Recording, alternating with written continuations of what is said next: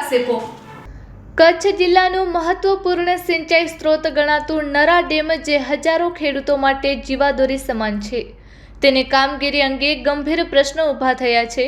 નરા પિયત સહકારી મંડળી દ્વારા સંચાલિત આ ડેમ અંગે ખેડૂતોમાં અસંતોષ વધ્યો છે। તારીખ 3 નવેમ્બરના રોજ સિંચાઈ વિભાગના અધિકારી શ્રી રોહિત સાહેબ મંડળીના હોદ્દેદારો તથા ખેડૂતોની હાજરીમાં મહત્વપૂર્ણ મીટિંગ બોલાવવામાં આવી હતી।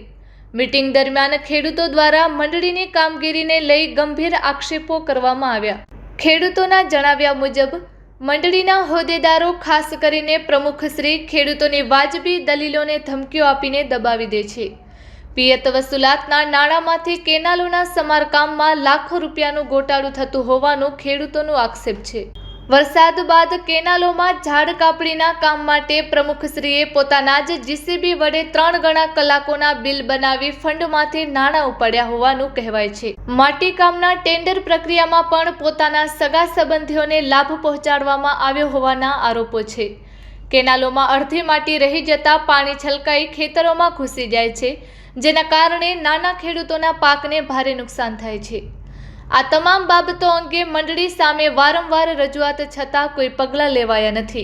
સિમેન્ટના કામમાં પણ જ્યાં જરૂર હોય ત્યાં ન કરતા મનફાવે તે રીતે બિલ બનાવી ફંડમાંથી નાણાં પચાવવાના આક્ષેપો છે।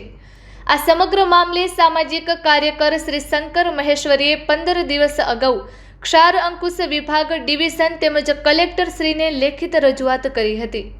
મીટિંગ દરમિયાન શ્રી શંકર મહેશ્વરીએ સિંચાઈ વિભાગના સેક્શન અધિકારીની હાજરીમાં આ તમામ બાબતો રજૂ કરી હતી।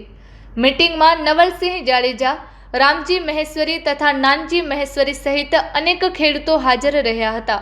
શ્રી શંકર મહેશ્વરીએ ચેતવણી આપી કે જો સરકાર અને વિભાગ તાત્કાલિક પગલાં નહીં લે અને આ ભ્રષ્ટાચારગ્રસ્ત મંડળીની બદલી નહીં કરે તો ખેડૂતો અને ગ્રામજનો ઉગ્ર આંદોલન કરવા મજબૂર થશે।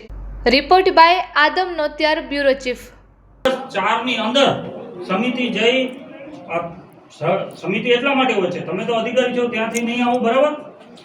આ સમિતિ ત્યાં જઈ અને ચકાસણી કરે કે આ જો આગળ વિધાઉટ સર્વે નંબરમાં પિયત કરે છે તો એ ન કરે, અને ન કરે તો એની જવાબદારી થાય છે કાયદેસર કરવાની, બરાબર? ના ના, ઠરાવમાં જ આવી જાય બાબુ। હા, ઠરાવ હોય, ઠરાવમાં આવી જાય, સહી કરી દે। ભલે એ અરજી દે તો આપણે ઠરાવ લખી નાખી કે આની અરજી આવી એટલે આમ અરજી છે, અરજી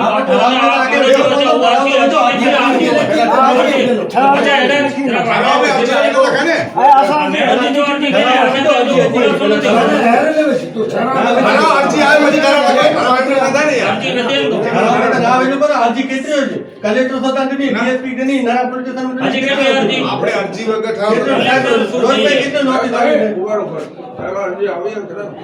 હા હા, અરજી આવી જશે ને। આ અરજી કરી છે સાહેબ, તમને અરજી આવી હશે, બચાયા ભાઈ સોતાની અરજી આવી હશે, તો પછી હવે બાપુ અરજી બીજું મતલબ શું?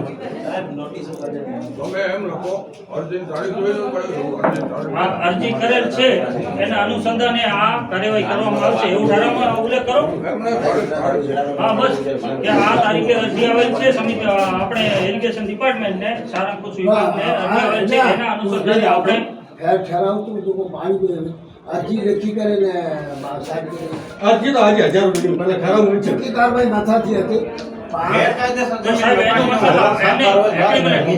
સાહેબ એનો મતલબ એ તો હાજી સાહેબ એમ કે છે કે અરજી નથી પહોંચી, એમ કે છે અરજી પહોંચી ગઈ ને, અરજી તમારી બસ અરજી પહોંચી ગઈ।